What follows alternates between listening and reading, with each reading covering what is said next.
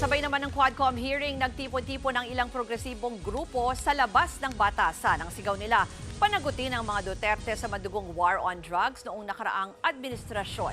Nasa linya ng telepono si Ria Fernandez. Ria, anong nangyari dyan sa labas ng batasan? Ruth, nagkilos protesta ang iba't ibang human rights group sa labas ng batasang pambansa kanina. Kasabayan ng huling pagdinig ng Quad Committee ngayong taon tungkol sa madugong drug war ng Administrasyong Duterte. Sigaw nila hustisya para sa mga biktima ng tinaguriang Bloody Sunday Massacre kung saan ilang aktivista ang napatay at iligal umanong inaresto sa ikinasang operasyon ng pulis at militar sa Southern Tagalog noong 2021.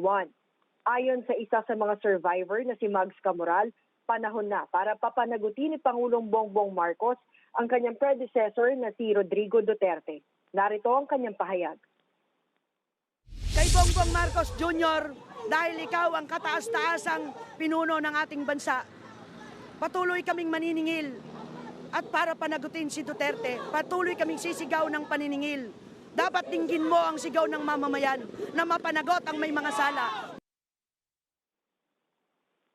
Ruth, panawagan din ng mga progresibong grupo rito na ituloy ang impeachment proceeding kay Vice President Sara Duterte dahil sa lakas umano ng mga ebidensya tungkol sa maling paggasta sa confidential funds.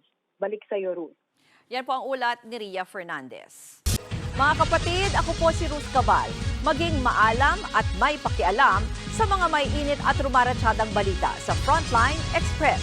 Para maging updated sa balitaan, mag-subscribe lang sa social media pages ng News 5.